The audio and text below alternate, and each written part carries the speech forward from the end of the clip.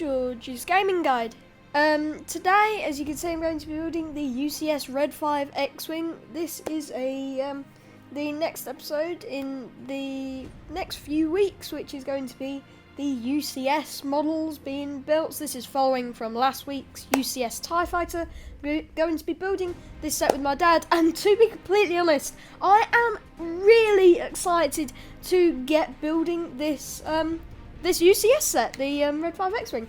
And yeah, so the set number is 10240. It's made out of 1,556 pieces. Now if you have seen the Mega Haul, was the first and oldest of the UCS sets in it, and if you haven't watched that, make sure you check that out. And yeah, so I just think that it's quite interesting that out of the 4 UCS sets that I did get, this one was the oldest. And yeah, so the minifigure that comes with this set is not unique, and there is only one that comes with it, and he is R2-D2. And this set in the UK was released in May 2013. So if we have a look at the box, we've got the overall picture here with also some sizes. So measuring from wing to wing is 47 centimetres, and measuring from the back of the engines to the front of the nose is 52 centimetres. Only 5 inches a difference in between two lengths. 5 centimetres, sorry. Now if we have a look at the back of the box, we have got it flying through the Death Star, where it's shooting the proton torpedoes into the Death Star, where the proton torpedoes are actually going into the Death Star. Where the Death Star has blown up, then it is showing that the cockpit opens, and with quite a big circular piece, it makes the wings open. And then we have also got a bird's eye view, a view from the back of it, and a view from the side. Then we have, of course, got the overall picture. And yes, so I think that this set is going to turn out absolutely amazing. And yeah, so without further ado, let's get straight into building.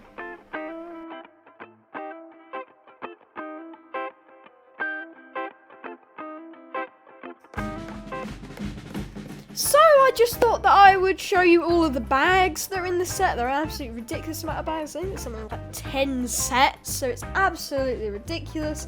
And then we have got the information plaque as well, so that is quite a big piece. Then we have got the stickers. There are quite a few, and some of you might have noticed that right here it has the number 3. Now, if you do not know what that means in Lego, that means that there are 3 books. I just think that it is absolutely phenomenal that Lego has been able to make it into 3 books. That just tells you that it is a big set. And yes, so I think that is everything. So without further ado, let's get straight into building.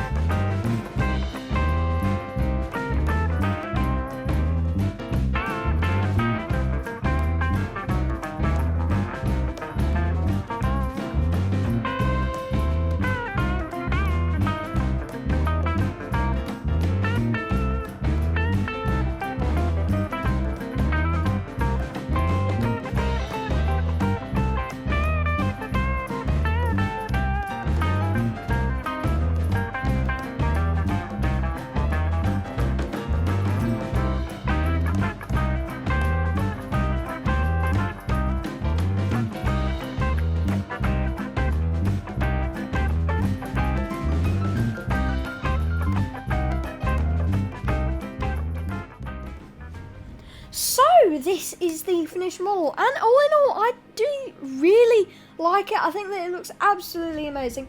So if we get into the details of the model, so this model does come with one minifigure, R2-D2. Now, this minifigure is not unique, as I said at the start, and I do actually quite like the printing on him. So he's got the usual R2-D2 silver head, well, grey head in this case, and then we have got the white printed body, and there is no printing on the back of his body, but there is on the back of his head. So if we now get on to the model, well, the main model I should say, something that I'd like to point out is if you do get this set and you get it brand new, all the stickers aren't on it, be very careful, because I'm not sure if you can see this, but I don't think you can. But if I just show it like this, you might be able to see it.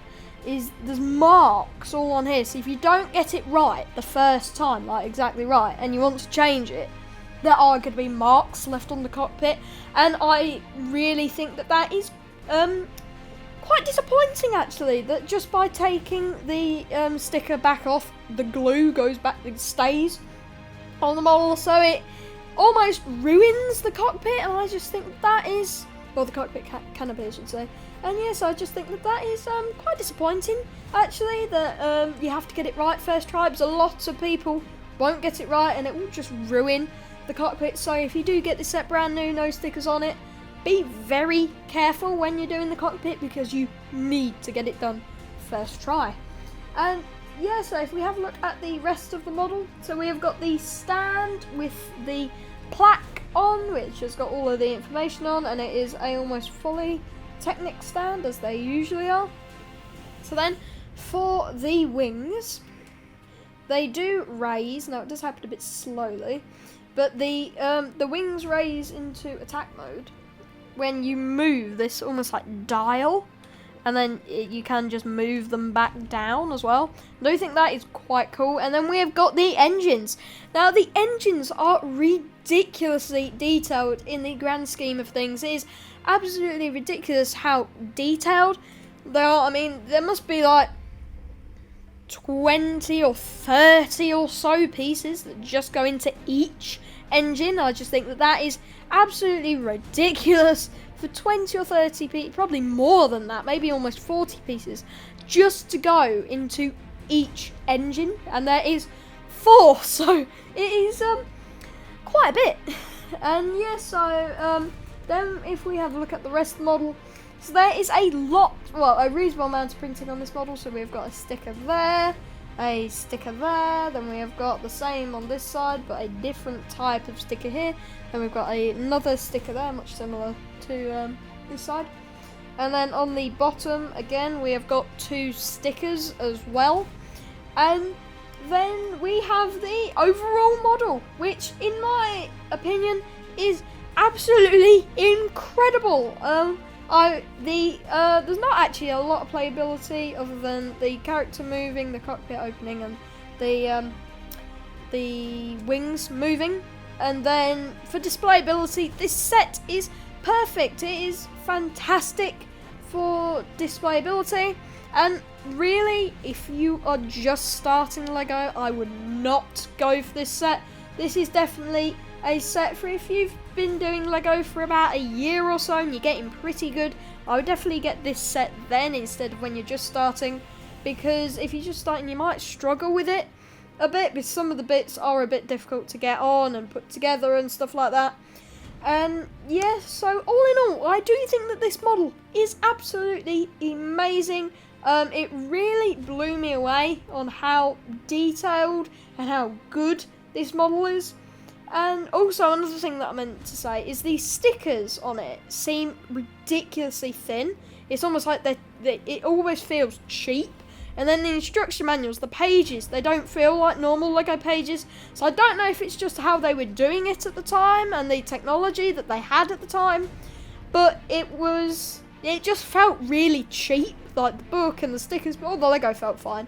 But yes, as I said, it just felt really cheap for what you were getting this set for. It just didn't seem right. So I'm not sure, as I said, if it's because of the technology at the time or if it's just an issue that occurs for this set. I don't know.